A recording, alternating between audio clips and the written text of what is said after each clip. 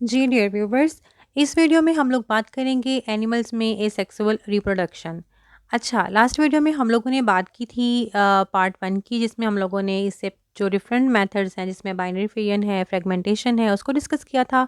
मैं आई बटन पर उसका लिंक शेयर कर दूंगी, आप पहले उस पार्ट को देखें और फिर कंटिन्यू करें पार्ट 2। ओके जी, लेट्स स्टार्ट। जी, इस वीडियो में हम लोगों ने देखना है बडिंग, स्पोर फॉर्मेशन और लास्ट है पार्थेनोजेनेसिस। ठीक है, अब हम लोग स्टार्ट करते हैं बडिंग के। बडिंग क्या होती है और ये किन ऑर्गेनिजम्स में होती है और किस तरह से होती है। ठीक है डियर व्यूवर्स, जो बडिंग होती है उसमें बड प्रोड्यूस होता है। ठीक है, अब आप लोग पूछोगे कि बड क्या है, आप लोग सोचोगे कि बड क्या है, तो बड जो है वो आउट ग्रोथ है। आउट ग्रोथ इस तरह से कि पेरेंट बॉडी के जो बाहर है, आउटसाइड द बॉडी, उसमें मतलब स्मॉल सेल्स जो हैं वो आउट ग्रोथ की फॉर्म में डिवेलप हो जाते हैं और फिर उसमें पेरेंट बॉडी में जो न्यूक्लियस होगा वो डिवाइड होगा।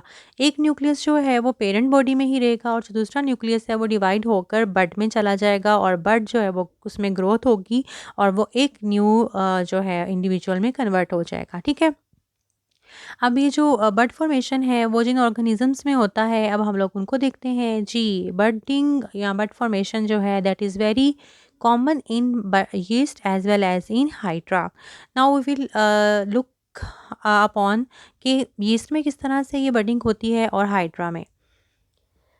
जी डियर व्यूवर्स, ये जो आपके सामने डायग्राम है ये यीस्ट की है। सबसे पहले जो है वो यीस्ट का पेरेंट सेल है। ठीक है, अब पेरेंट सेल के में आप लोगों ने नेक्स्ट उसमें स्टेप पे देखेंगे कि एक स्मॉल जो आउटग्रोथ है वो डेवलप होगी। ठीक, आउटग्रोथ डेवलप होने के बाद जो नेक्स्ट स्टेप होगा that will be the division of the nucleus. Nucleus divide होगा, एक न्यूक्लियस जो होगा वो पेरेंट बॉडी में रहेगा और जो दूसरा न्यूक्लियस है वो नेक्स्ट उसमें बड में चला जाएगा और इससे एक बड से जो है वो new organism no doubt develop होगा और जो दूसरा फिर फ़ौरन बाद क्या होगा, एक और आउटग्रोथ। इट्स मीन कि एक वक्त में एक से ज़्यादा आउटग्रोथ भी जो है वो डेवलप हो सकते हैं। ठीक है, अब यीस्ट के केस में क्या होगा, या तो वो इंडिविजुअल अलहदा हो जाएगा या फिर वो कॉलोनी की फॉर्म में स्टार्ट करेगा रहना।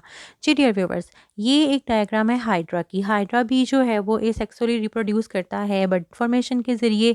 यहाँ पर भी आप लोग देखते हैं कि जो पेरेंट हाइड्रा है उसके बाहर स्मॉल आउट ग्रोथ डेवलप होता है और फिर वो जो आउट ग्रोथ है उसमें माइटोसिस के ज़रिए क्या होता है, डेवलपमेंट होती है और बड जो है वो एनलार्ज इन साइज़ होता है और जब एनलार्ज इन साइज़ और फुल डेवलप हो जाता है देन वो बॉडी से डिटैच हो जाता है। ठीक है, और जी the next type is spore formation.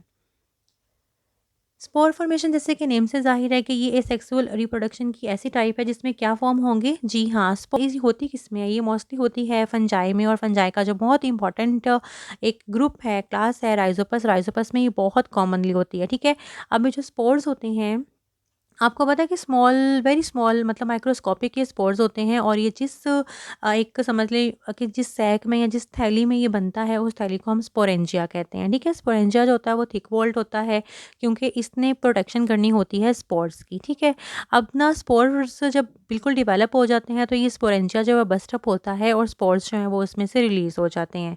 Dear viewers, जो सिस्ट है, सिस्ट जो है वो आप यू कैन से कि ये थिक वॉल है। ठीक है, जो स्पोर्स होते हैं जब वो स्पोरेंजिया से बाहर आते हैं तो नो डाउट उनको बहुत सी अनफेवरेबल कंडीशंस को फेस ऑटोमेटिकली जो है वो सिस्ट फॉर्म होता है अनफेवरेबल कंडीशन से बचने के लिए। जी, यहाँ पर ये एक देखें स्पोरेंजिया आपको नज़र आ रहा है, जो ऊपर एक पार्ट है डार्कर ब्लैक कलर का वो स्पोरेंजिया। स्पोरेंजिया के अंदर बहुत से स्पोर्स होते हैं। जी, ये एक और एक माइक्रोस्कोपिक एक डायग्राम है जिसमें स्पोर्स आपको नज़र आ रहे हैं। एक स्पोरेंजिया में स्पोरेंजिया में बहुत से स्पोर्स हैं। You can see in this diagram it is very clear कि एक स्पोरेंजियम में बहुत से स्मॉल जो हैं वो स्पोर्स होते हैं। ठीक है, जब वो डेवलप हो जाते हैं तो ये बस्ट अप होता है स्पोरेंजिया और स्पोर्स बाहर रिलीज हो जाते हैं। जी, अब एक और जो नेक्स्ट एग्जांपल है सेक्सुअल रिप्रोडक्शन की, वो स्पोर्स फॉर्मेशन में ही एंडोस्पोर्स। अब जैसे कि नाम से ज़ाहिर है एंडो मीन्स इनसाइड होता है ना, तो एंडोस्पोर्स मीन ऐसे स्पोर्स जो कि किसी भी सेल के इनसाइड डेवलप होते हैं। यहाँ पर हम लोग एग्जांपल लेंगे बैक्टीरिया की। बैक्टीरिया के अंदर क्या होता है कि जब बैक्टीरिया को फील होता है कि अनफेवरेबल कंडीशंस आ गई हैं और उसका सर्वाइव करना बहुत मुश्किल है, तो उसके अंदर जो है वो क्या होगा कि एक मतलब स्पोर बन जाएगा और ये क्योंकि बॉडी के अंदर बनता है, सेल के अंदर बनता है, दैट्स वाई हम इसको कहते हैं एंडोस्पोर। ठीक है, अब ये एंडोस्पोर जो है बैक्टीरियल बॉडी में से बाहर रिलीज होगा और जब फेवरेबल कंडीशंस आएंगी तो ये जो स्पोर होगा ये एक न्यू बैक्टीरिया में डिवाइड मतलब डिवेलप हो जाएगा। ठीक है, सो अब जो नेक्स्ट टाइप है हमारे पास ये सेक्सुअल रिप्रोडक्शन की, दैट इज़ दी पार्थेनोजेनेसिस। ठीक है, डियर व्यूअर्स, इसमें क्या होता है, पार्थेनोजेनेसिस में क्या होता है, पार्थेनोजेनेसिस में जो एग होता है वो फर्टिलाइज्ड नहीं होता और अनफर्टिलाइज्ड एग ही जो होगा वो डिवेलप हो जाएगा एक इंडिविजुअल में। और ये किस में मोस्ट कॉमनली होता है, it happens mostly in Honey बीज। हनी बीज में क्या होगा कि जो हनी बीज के एग होंगे, समटाइम्स इट हैपन्स कि वो फर्टिलाइज नहीं होते और वो डिवेलप हो जाते हैं एक न्यू इंडिविजुअल में, और इसकी एग्जाम्पल ड्रोन है और वो हैप्लॉइड होंगे। जी डियर स्टूडेंट्स, अगर आपको ये वीडियो पसंद आई है तो इसको लाइक करें, शेयर करें और सब्सक्राइब भी। Thank you.